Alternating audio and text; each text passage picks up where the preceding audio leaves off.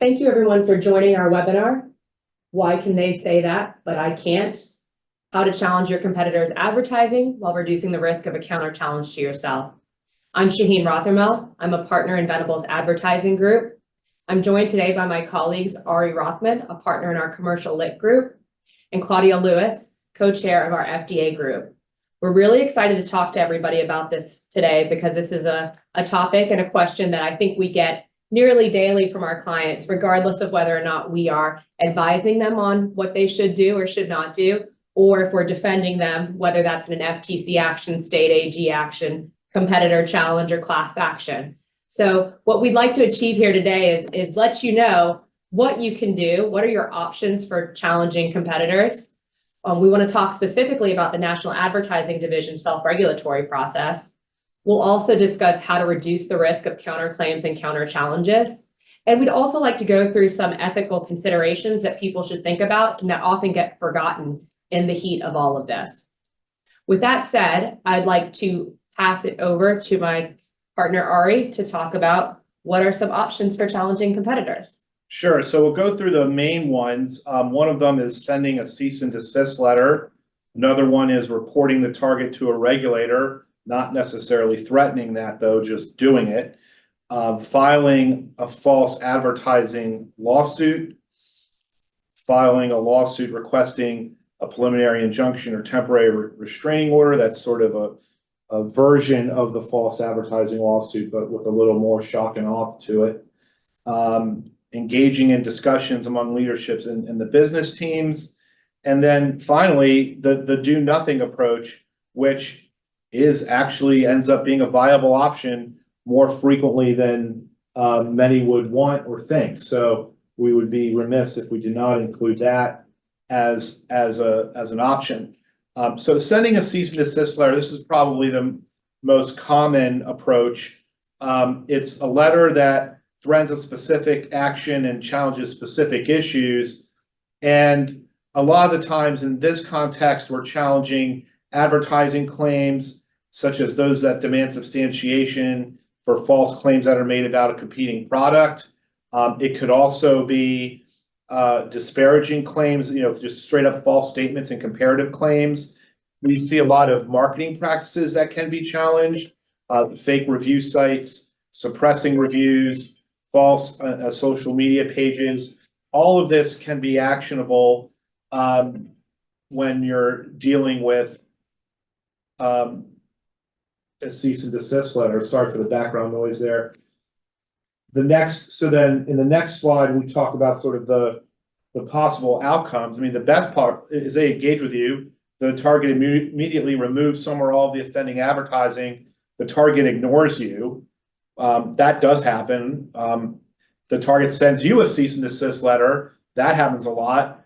The target sues you and the target reports you to a regulator. All right, I wanted to ask you a question that was a point on the other slide there. When you send a cease and desist letter, do you normally ask, what are you demanding in terms of, do you ask for substantiation? Do you not ask for substantiation? What's really the thought process behind that?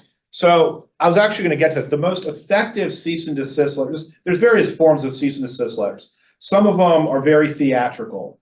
They go into, you are the worst person in the world for, they call you all kinds of names and target all kinds of names, and there really isn't any substance behind it. The most effective cease and desist letters that I find people react to are the ones where you've got strong facts against your competitor and you just factually state in third grade English what happened and just show what happened. Don't use adverbs, just lay it out so that by the time the reader gets to the end of what happened and there's a lawyer actually reading it, you don't need the law or the request. You know exactly what is coming at you. You know exactly why, and you know anybody reading it in that form, like a judge who doesn't deal with these all the time, or a jury if it gets that far, is going to understand exactly what's happening. Then after that, you go into why those facts support the legal claims. Almost invariably, it involves some form of the Lanham Act, either the trademark infringement part or the non-trademark infringement part. And then after that, you say, given these things, here's what I want you to do, and here's what I want in terms of either substantiation, document retention, how many sales you had. And sometimes that part of the letter can take 2 pages, depending on what the situation is. But what you're telling them without saying it is this is the stuff I'm going to ask for in discovery if you don't turn it over. And then of course at the beginning you can always say I'm writing to request that you cease and desist to do X, Y, and Z. That I do as well. But really at the end is when you'd ask them for the proof, because if your target has it, and I get a cease and desist letter, the conversation I'm having with my client is, we can just squash this thing by just turning, we're not going to give them all the 20 things. We'll give them the 2 things that will prevent them from going to court on this. And then what will happen is, and I'll send a team to do this immediately when we get a cease and desist letter. I'll say, oh, by the way, we noticed these things in response to your letter. And I'll have my own cease and desist response back to that. So that's a long answer to your question, but I think that's what you were headed for. So, and there's advantages to doing it that way. I mean, if you get the reaction that I hope to get when I send a cease and desist letter, it's relatively low on legal fees, certainly compared to a lawsuit. Although, if you really want a good one, your cease and desist letter can look like a complaint. So that's what you have to pay for. Conserves resources that would be diverted, for instance, in getting involved in litigation. It can achieve results much faster, because even if you go into court, even if you go on a temporary restraining order, it's still going to take, some time. And it allows the company to begin discussions immediately without all the distractions around the lawsuit. Now, if the target doesn't change the misconduct and you've threatened something in that letter, my advice to the client is be ready to follow through on that, because that could come out later, especially in an IP situation where you threatened to do something and then you didn't. And then somebody says, well, you don't really care about what you were targeting, because if you did, then you'd pursue it. And so why, you just sort of have to, you might have to answer that. And then the target itself will view you as weak, and it could cause a counterattack. And since there's no official timeline on it, like you can put whatever deadline you want on a cease and desist letter. When I get one, I don't necessarily, I don't always meet that deadline. It depends on the situation. And, I try and drag it out, or if, we want to move it quickly and think we'll respond even before the deadline, but it can be slower, on that. One thing that Claudia had been talking about before the webinar a few minutes ago is the power of perhaps charm and connections in this. So do you want to talk about your experience there? Absolutely. So I think it's always good business practice to think about the cease and desist letter as a first overture when you're upset about something. But sometimes when you have a relationship or you've been around the water cooler with some of the opponents about certain things in the industry, that sometimes just picking up the phone and calling and just saying, hey, we've been seeing you, we noticed your new ad campaign, it has these elements. These elements, in our opinion, are objectionable because of X, Y, and Z. We're not sure you have the substantiation, or whether this is being offered in a compliant way in terms of accurate and non-misleading.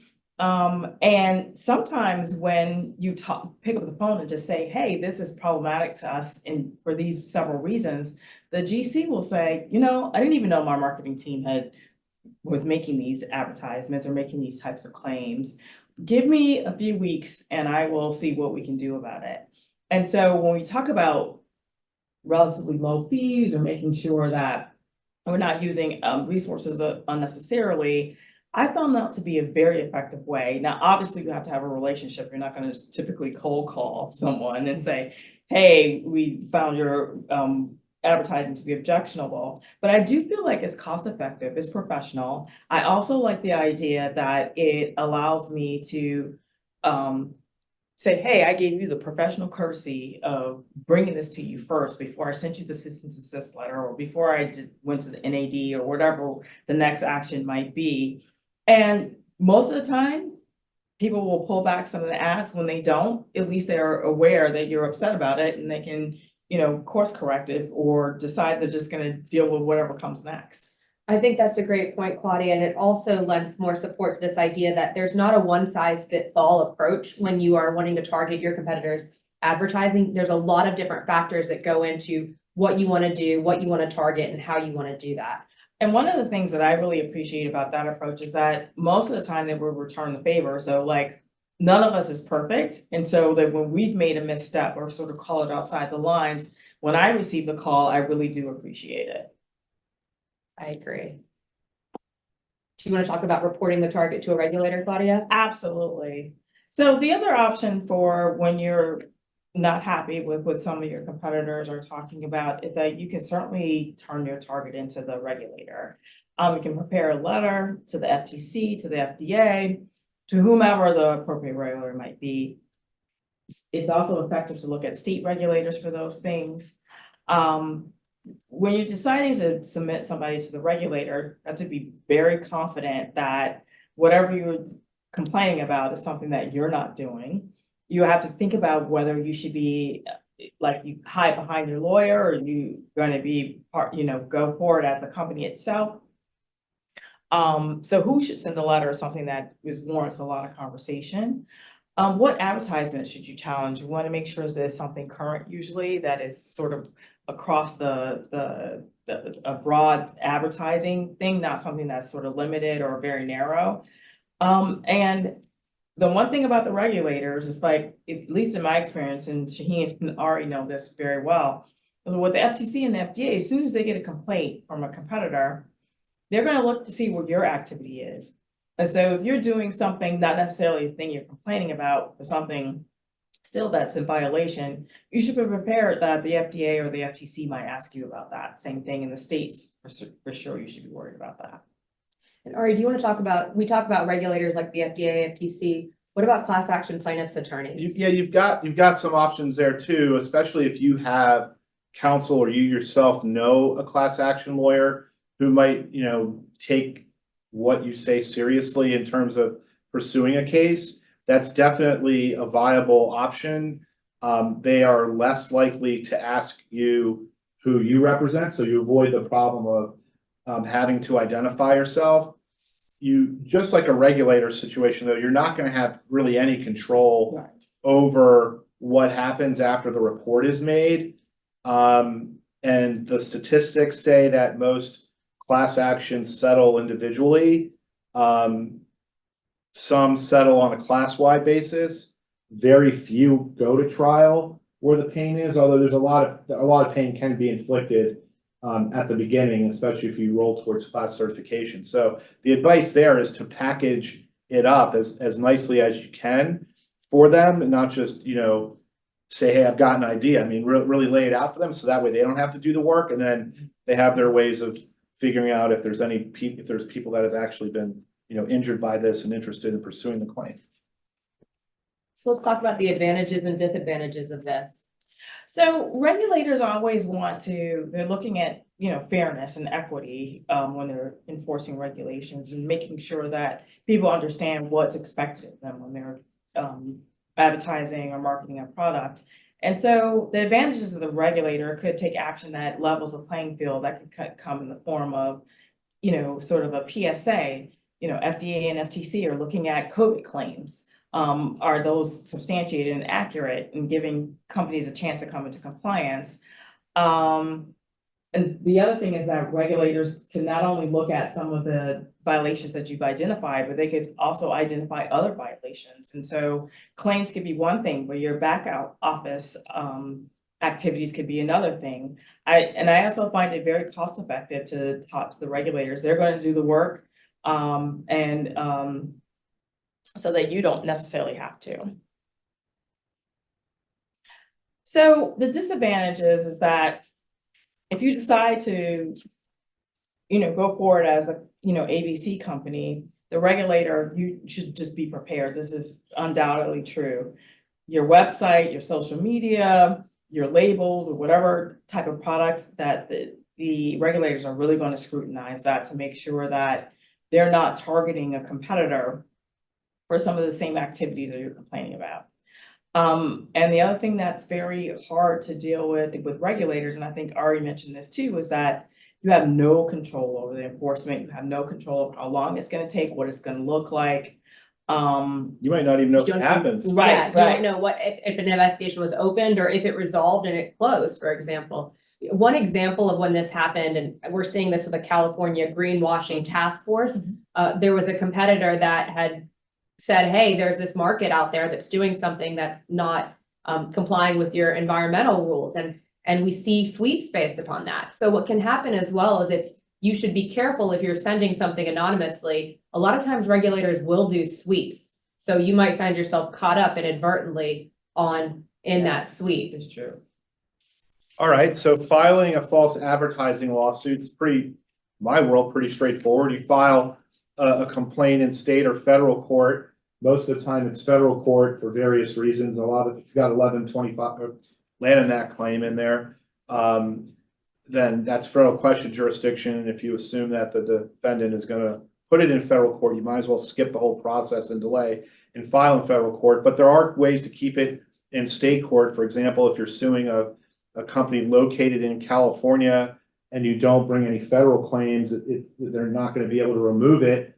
And discovery starts right away, whether you ask for it or not in state court. So there are some things to consider there, but most of the ones that I've been involved in have been in federal court. The defendant obviously can move to dismiss. If the complaint is drafted properly, that'll be, weak. I mean, if you've got strong enough facts, then it's pretty easy to get around a motion to dismiss. But the counterclaim, I always tell my clients to look at that really hard and assume that it's coming. When I'm on the recipient side, I'm always looking for a counterclaim. It's one of the first things I'm looking at. And then, proceed from there. Now, you've got, as a plaintiff, leverage in the lawsuit context, because you can use the discovery tools to find out additional information to support your claims. You might even run into facts that support additional claims, or additional instances of the same type of claim. And you seek documents and use the subpoena power to get information from third parties and take depositions. Now, that's comes your way too. And so what you have to think about when you file that case is, what's the discovery going to look like that you're going to be requested to provide? Because you are going to be requested to provide that information, especially as it relates to damages, which is where a lot of the thorny issues arise in these kinds of cases in proving damages, which leads to the next point about expert discovery and expert reports. There's basically two species of that in a case. One relates to liability. Is there confusion or likelihood of confusion, or how does the public feel, or the survey takers feel about the false advertising subject? You sort of focus groups and consumer perception surveys and things like that. And then the other species are the damages reports. And those can be very costly, but it's always good to kick the tires on what your expert report and theories might be before you file the case, because that's where the long and hard discussion comes of, is our case going to fall apart when we reach that point? Summary judgment, that's going to be part of this. That's when you seek, or if you're a defendant, you seek to dismiss the case after discovery closes or near when discovery closes. Again, if you've got good facts going in, summary judgment is a non-starter. You might, there's a statute of limitations issue or something like that, or I don't know, but summary judgment often is hard to achieve. And then trial, but most cases will settle before trial, unless, then of course, anywhere in this continuum is when you can have a mediation or a settlement conference or anything like that. Because again, most cases don't even reach summary judgment. Ari, I just want to stop, because you mentioned about filing a complaint in state versus federal court. And one of the benefits of filing, for example, in California state court, is that you get discovery much faster than you do in federal court. Could you talk a little bit about what drives your decision about where to file and whether it's important? Because we've been talking about the target could rush to the courthouse and file first. So you want to avoid that, I'm guessing. So how do those sort of interplay in your decision? That also goes into whether you file a cease and desist first, right? Because if you can file the cease and desist and then the other side sees that they've got a claim against you, I'm always concerned about them filing first. And if they file first, they're going to be in front of the jury first. And I don't really like that setup at all. In terms of where to file, the presumption that I have is file where the target is located, so that you eliminate delay associated with improper venue, inconvenient venue, lack of personal jurisdiction. You just sort of eliminate all those periphery issues that any aggressive defense lawyer might try and raise, even if they don't think it's gonna prevail. Those things are just off the table. Now, of course, you gotta make sure that in that jurisdiction, the law is favorable to you because, for instance, some damages theories are valid in some circuits and not in others. I mean, you would think that there'd be uniformity around the Lanham Act and how that's applied, but some state or some jurisdictions weigh the factors differently. What your judge might look like. I mean, if you're deciding between the Eastern District of Virginia, which is called the Rocket Docket, and a more, slower court, let's take, for instance, the Northern District of California. If you want to move super fast, go to Virginia. If you want to have something more normal, but that still has controls around it, depends what judge you get, of course, you can go to the Northern District of California. And that's just two different circuits, and you got to look at that as well. Now, if you file the case, you have to demonstrate, and this is broad overview, right? But that statements were made in commercial advertising or promotion. This is particularly important when it comes to affiliate marketers, third-party review websites, and influencer marketing. It has to be commercial in nature. It has to be promoting a good or service. If it doesn't, and you're in a jurisdiction where they have a anti-SLAPP statute or something like that, number one, it's not going to be considered. You're not going to get to pass the Lanham Act or anything like that for commercial speech. Number two, it could be protected by the First Amendment. If it's a true review site, you might have some issues. The advertisements must be materially false or misleading. That is to say, they impacted the customer's decision to purchase. The advertisements deceived or had the capacity to deceive consumers. The product was misrepresented. And injury, that's the big one. I keep coming back to that. Damages. Look, we have lost profits, increase in advertising costs, reputational damage. That's really hard to prove, by the way, but those can be elements that can do it. In terms of the advantages, the filing a lawsuit, it's not the biggest shock in all. We'll go through an example of that in a minute, but it's serious. I mean, it puts the other side up against the wall immediately.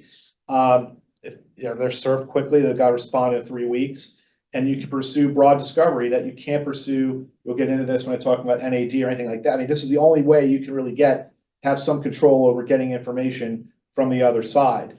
And a lot of the times they won't want to give that to you, so you have to fight it for them, or you have to fight to get it from them. And that can force resolution, or who knows, and it could be an inflection point. But getting what you need to support your claim is definitely an advantage of filing a false advertising lawsuit. The disadvantage, potential counterclaim, you'll need to respond to discovery.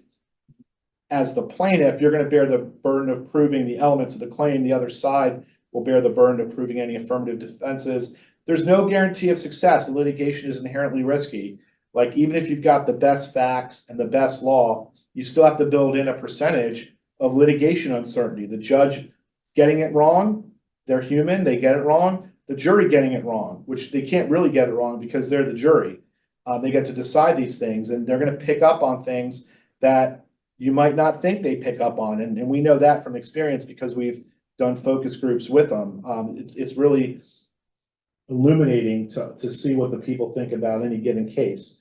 It's expensive and time consuming. It not just from a litigation, not just a legal fee standpoint, but from an internal resources standpoint, because people are going to have to be pulling information, responding to the requests, and then once a lawsuit is filed, you got to see it through all the way to the end.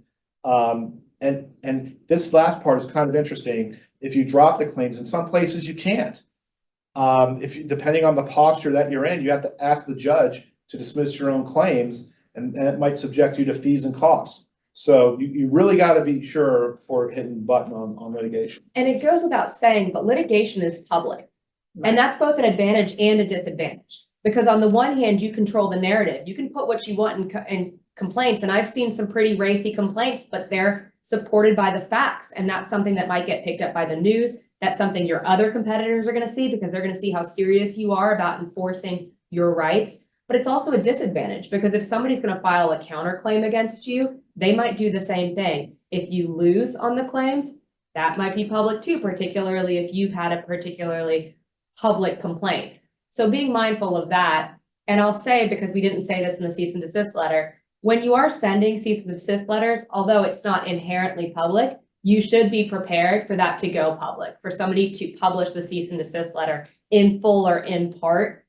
on its website, send it to a news source, put it on social media.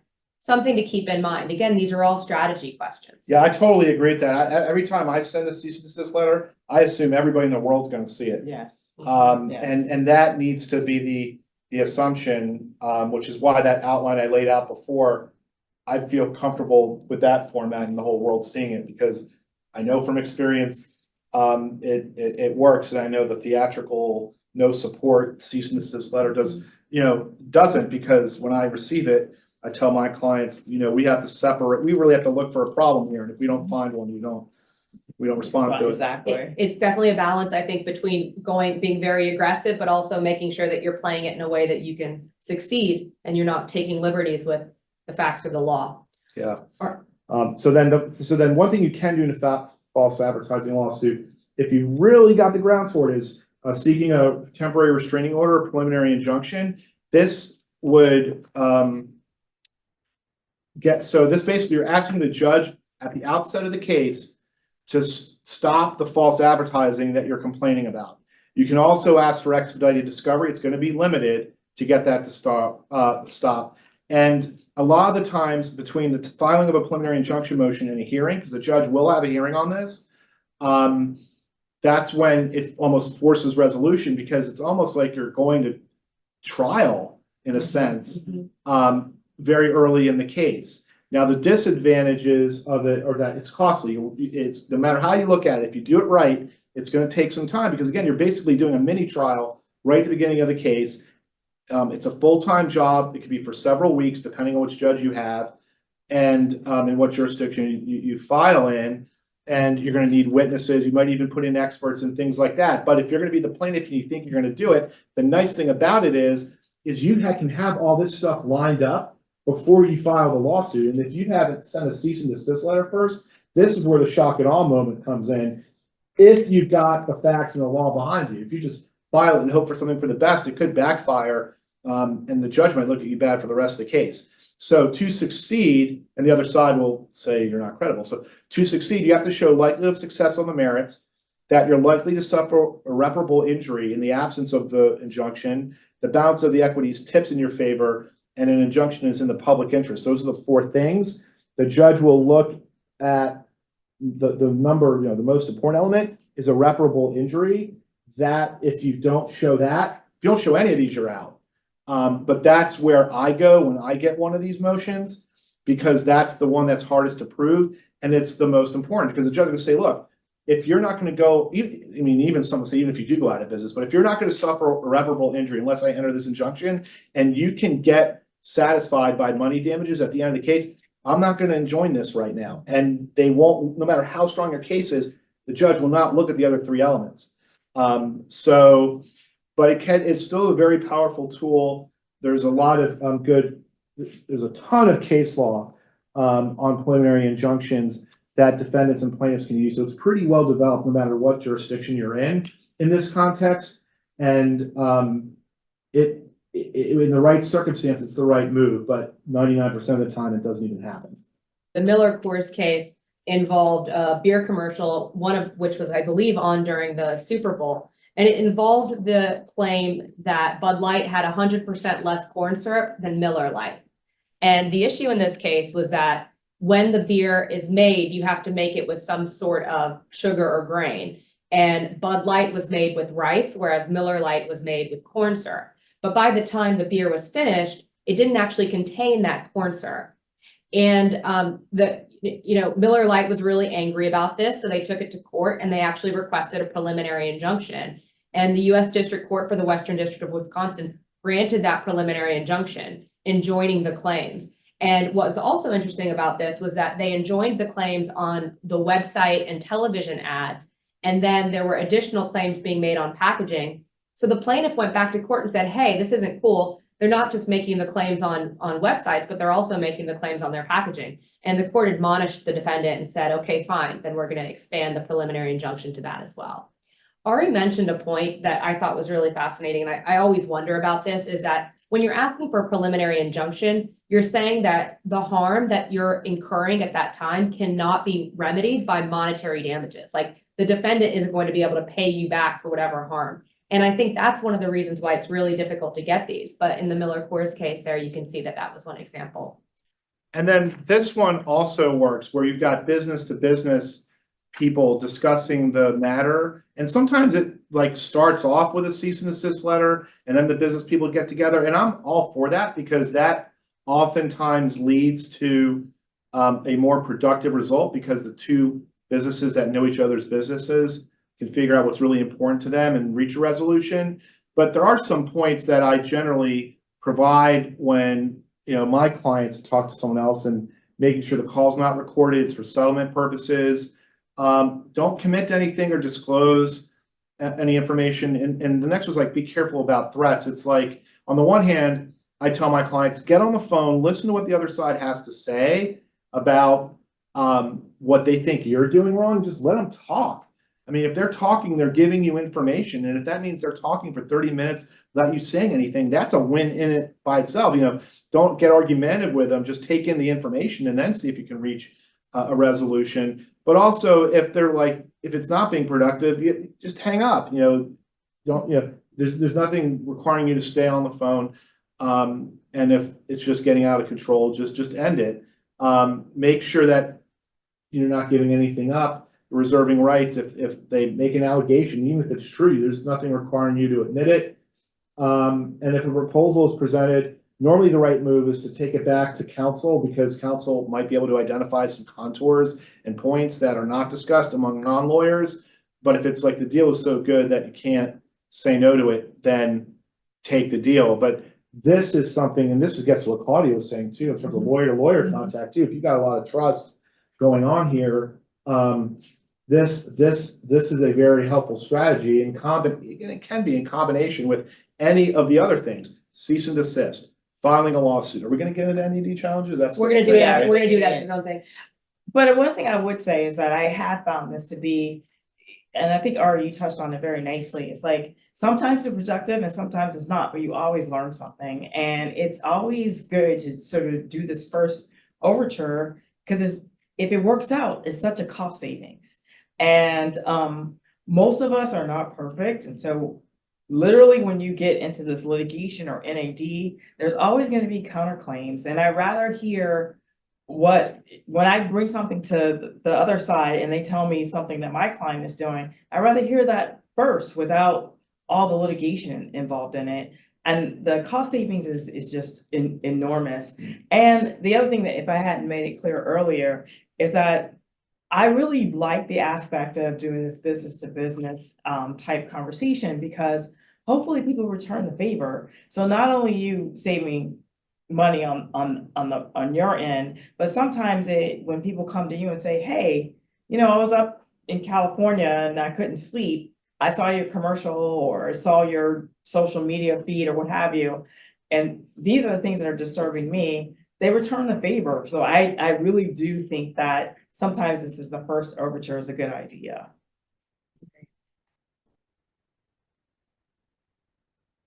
I think we just went through those, Yeah, but I we'll think give you that's that slide. We'll put that in the materials for everyone to download on there. What about? And we've got the one disadvantage is a potential delay, but as Ari and Claudia said, I think a lot of times just the goodwill and the gathering of the information, and you can always stop the conversation. Just whenever something's informal, unlike litigation, you can stop it pretty quickly. Yeah, it's true. Stop it and sue the next day. Exactly.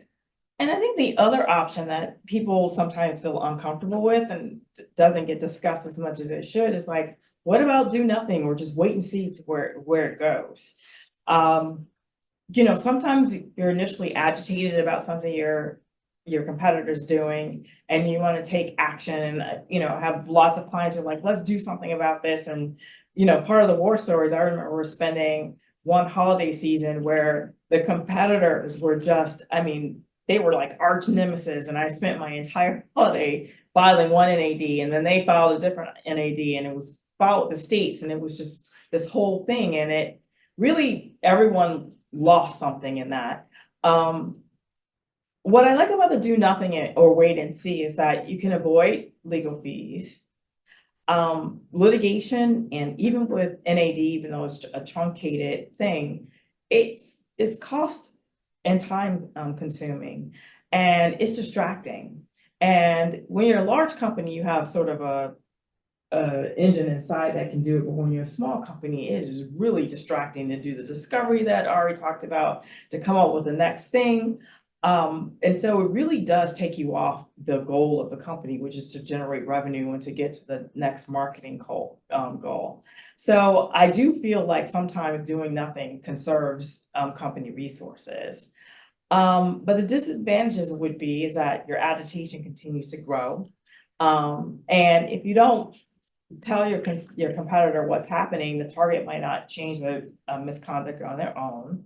Often unchecked, people are trying to get market share. They can escalate the misconduct, so the false and misleading claims continue. And sometimes when new entrants to the market or people who are in a distinct market segment, they feel like, oh, no one's challenged us, let's go even further. And sometimes when you have done some of the things that we talked about, like you made the call or you've seen the cease and desist letter and nothing else has happened, they be like, oh, you're not really taking this very seriously, so we're not going to do anything more. And I feel like this could be especially problematic in trademark and infringement cases. That's right. And I think the other thing is that, Ari, I remember you said this once, which is it's always easier to deal with a small problem than a big problem. And a lot of times as market share grows, as Claudia said, that it can become a bigger problem. They might have more of a war chest that they can use to fight you with. So that's something you can think about. But again, if you're doing nothing, you don't have to do nothing forever. It's a timeline. You can always do something. It's just you don't want to wait until that problem becomes too big for you to do something. Exactly. So I guess the big question, and clients ask this all the time, when can they make the claim, but our particular client can't? And sometimes if your company's under investigation or under scrutiny by a regulator, it's probably not a time to take, risk with claims that you're making. If you're in the middle of defending a lawsuit or a demand letter, even if it's not the claim of interest, but if it's on other claims that might be ancillary or tangentially related, that's something that you should think about. The merits, like, do they have substantiation for the claim? So it's true when they make it, but it may not be true when we make the claim. Or we all understand as an industry that the claim can't be substantiated, but they're taking a risk with the claim. And the question is, do you want to take the same risk? And I think that risk equation is really about timing. Like if this is your forever company, then maybe you do want to make the risk. But if I'm 3 to 5 years to my next deal to sell myself to someone else, then it may be that you don't want to make the claim, that the risk is not worth it. And one of the things that I think that, and Shahin and I were just in New York in an all-day, 2-day meeting with another client of ours, is the marketing team is always coming up with tons and tons of claims. Yeah. And one of the things as lawyers, we're always asking, like, what is the value of the claim? And really, is it inuring to your bottom line? Is it really generating revenue? So it really is worth the risk versus that you're just creating all this litigation exposure. And so I think that consumer data and really understanding whether the claim is getting you to your ultimate marketing goal is a business consideration worth delving into a little bit deeper. That's absolutely right. And one thing that they might be making that claim because they're taking the risk in one area, but they're not taking the risk in another area. In the auto renewal context, for example, we see sometimes people they're pushing the envelope with their disclosures, but then we know on the back end that they're refunding everybody. So again, we don't know everything that's happening behind the scenes, but sometimes the discretion is a better part of valor on this. And so we see in the chat that people have a lot of questions about the NAD, and the NAD is alive and well. And we're seeing challenges. One of the questions is, are NAD challenges still a thing? Yes, they are. For those who aren't familiar with NAD, it's a non-governmental dispute resolution body. It's voluntary. It is not the government. It's not a court. So competitors can pay a filing fee and they can go to NAD, and NAD has a staff of attorneys who their full-time job is evaluating substantiation, evaluating claims, and adjudicating those and issuing decisions and guidance. And the way this normally happens is that if you're a challenger, you submit the challenge, you pay the filing fee, you say, here are all the claims I want to challenge. The burden, unlike in most cases, is on the advertiser to prove that their claims are substantiated. Right. So what they'll do is they'll provide their substantiation in a written submission, and the challenger, you have challenged it, you look at everything they submitted, you reply, and then the advertiser gets the last round. So it's 2 rounds of written submissions. As a challenger, it's not like court, you can't say, give me this, this, this, and this. So you really are just saying, give me anything you want to give me, it's voluntary. And then after that, the NAD will engage in meetings with each of the parties separately, and then it will issue a written decision. There is an appellate process to the NARB, the National Advertising Review Board, but that's an additional process and fee. And then at the end of it, the case report's published along with a press release. And if NAD issues a decision, and let's say that the advertiser doesn't comply with that decision, that recommendation, you can then bring a compliance proceeding against them. And, you know, a lot of times what we see is that they're not complying with the decision, or we think they're not complying fast enough. So we do bring a compliance proceeding to say, hey, NAD, you just issued this decision and they're not complying. So do something to comply with that. And one thing that a lot of people aren't aware of is that I believe the NAD rules still allow third parties to bring compliance proceedings. Yes. So if you're challenged, if you see one of your companies and their competitor, they've got a claim, they've got a bad NAD decision out there and they're not complying with it, you can go to NAD and say, hey, can you please enforce this? NAD also now has, so NAD, it is voluntary, but if you don't comply with it, the NAD will refer the advertiser to the FTC. So if an advertiser says, I don't want to participate, or if the advertiser says, I'm not going to comply with your decision, then you will get referred typically to the FTC, but in some cases it's the FDA, sometimes it's the Federal Communications Commission. And what the FTC will often do, and I know Claudia and I were talking about this beforehand, is that it might open an investigation. A lot of times they'll call us up and they'll say, hey, I saw your client doesn't want to participate. You sure about that? Because if they don't participate and play ball with the NAD, then we're gonna take some action that your client's not gonna like. So even though it is voluntary, and people are asking, are NAD challenges still a thing? And that's, I think we had that question in New York too. Yes. They are, and we have defended FTC inquiries or investigations that arose out of a referral. So it is a very viable option. One question we also get is that the standard track for NAD is it takes about 4 to 6 months. They're trying to make it faster and they're doing a really good job of making it faster, but they've also prepared 2 different tracks. One of them is a SWIFT track. So if you want to go after one claim, very single issue, well-defined, don't need a lot of substantiation, you can go to NAD and get a decision within 20 business days of opening it. And it's a great option, particularly if you don't want to go the preliminary injunction route. You're pretty sure after having the conversations that they don't have the substantiation and you just want to get it taken down. So a lot of times it's easy to substantiate claims. Influencer marketing, that's another one where you don't have a disclosure of the influencer marketing. We've seen that be an area that the NAD is willing to take on in the SWIFT track. So there's advantages and disadvantages. You know, obviously NAD is lower cost. You know, Ari went through a litany of things with litigation. NAD, if you want to challenge your competitor, is going to be a lot less expensive. It's often faster than litigation, even though it's not as fast as you might like it. There's no discovery or there's one-way discovery, so it's all voluntary. The proceedings are confidential. And typically the NAD decisions do level the playing field in some way or another. The disadvantages are you have limited control of proceedings. Like the NAD, you have 2 iterations of the proceeding, of the written submission.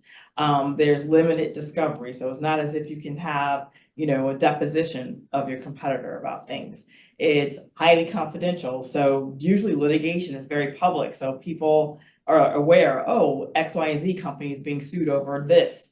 NAD is as a closed circuit. There's a very what I consider hyper focus on your advertising.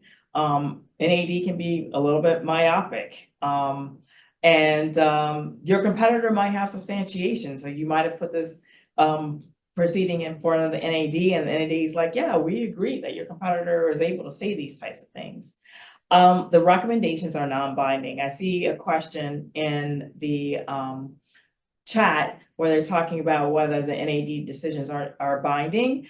I think they're non-binding in that it's a voluntary tool, but as Shahin talked about, if you're not complying with it, one, your competitors can say, hey, you had this negative NAD decision, you're not following it. Secondly, if NAD notices that you're not complying with the decision you agreed to participate, that it can turn you over to the FTC. And I have to say that on balance, dealing with the NAD is sometimes a lot easier and much more cost effective than the FTC. But one thing I can say is that the NAD will often, sort of split the baby. So even though you're a challenger, it's very rare for the challenger to get a clean sweep. And I've had instances where we've won cases at the NAD, and then the challenger comes back and uses the NAD's words against some of the advertising that my client was doing. So, it's one of these things where I think that the overall message is sort of like that business and talking about what the disadvantages and advantages are is very important part of deciding litigation or NAD, because oftentimes there's going to be it can be a little bit of a blowback. Absolutely. And we have a couple of cases, but what I'd like to do is talk about how to reduce the risk of counterclaims and counter challenges, because exactly what you said, and we see this a lot of times in NAD, where an industry almost just becomes half of NAD's caseload, or 33% of NAD's caseload, because everybody starts challenging each other. So why don't we talk about how to reduce the risk of But before that, the CLE code. The CLE code, thank you, Ari, is competitors 2024. Competitors 2024. So let's talk about how to reduce the risk of counterclaims. Claudia, I know earlier on in the presentation, we said, make sure you don't live in a glass house, or make sure your house is clean. And you don't have to be squeaky clean. No, and I think that, and I tell clients, and my clients who are on this will recognize the statement: if you do everything I say, there's no money to be made. So obviously you have to make, some risk analysis here. But one way to reduce the risk of counterclaims is avoid competitive and superiority claims. When you are identifying by name your competitor, it raises the level of substantiation you need and the type of evidence that you need. And even if they feel like they're going to get an F on the substantiation, they are likely to challenge you. You are likely to get a cease and desist claim, or letter, or a counterclaim in connection with it. And make sure that you're evaluating, your advertising's claims and their substantiation. And you should conduct periodic audits. One thing I can say is that science is very fluent, and what's true in 2020 may not be true in 2024, and vice versa. So, because a claim was true once upon a time, or false once upon a time, that's not necessarily true all the time. So looking at and evaluating what your competitors are saying, and looking at the substantiation to sort of do that measurement and whether it's true or not is an important factor. And evaluate your own marketing channels to confirm that you're not engaging in high risk activities that would attract your competitors. Social media, I'm thinking about influencers, affiliates actions. Exactly. We see this so often. We've got a couple of examples here where it says, we always see these inflammatory headlines: Yes. avoid this product, Yes. don't buy this, 7 trendy skincare products to never put on your face. And we see the influencers will do it a lot too, especially in the short forms of Instagram or TikTok. So we see that quite a bit. Ranking websites are particularly high risk of a challenge. And as you said, social influencers are. And disparaging claims, you just can, whether it's true or not, you can expect someone to challenge you on it. And so the one thing is that I would say that the risk analysis is not so much should or shouldn't make the claim, is that sometimes in your high risk category, when you're making disparaging claim, you should just expect that someone's going to challenge you on it. That's right. I want to talk briefly about ethical considerations, because I think we've all internally talked about this, where we see companies going out, they want to go gung-ho, guns blazing, and sometimes you just have to take a step back and take a breath, because you want to make sure that you're doing everything cleanly, so that if it does go to litigation or NAD, that you've got the best documentation and you've got the best set of facts, because otherwise you can experience a lot of blowback. One of the things that we do a lot is secret shopping, because if you want to go and see what your competitor is doing, you have to actually go out there and see what the competitor is doing. Attorneys in particular have ethical rules about what they can and can't do and what they can say or can't say. For example, as an attorney, you're not supposed to misrepresent what you're doing. Lay people and business people have a little bit more, but at the end of the day, don't misrepresent. I think secret shopping online oftentimes is the easiest way to go, because you're not really doing anything, you're just purchasing something. Well, the not misrepresenting point, and this is the first case in the bullet, it extends to persons that are hired by counsel. Right. So in the case of, in the Gallagher case, it wasn't the lawyer that went out and misrepresented himself or herself. It was the defense counsel's private investigator, who I believe was not a lawyer, who did that.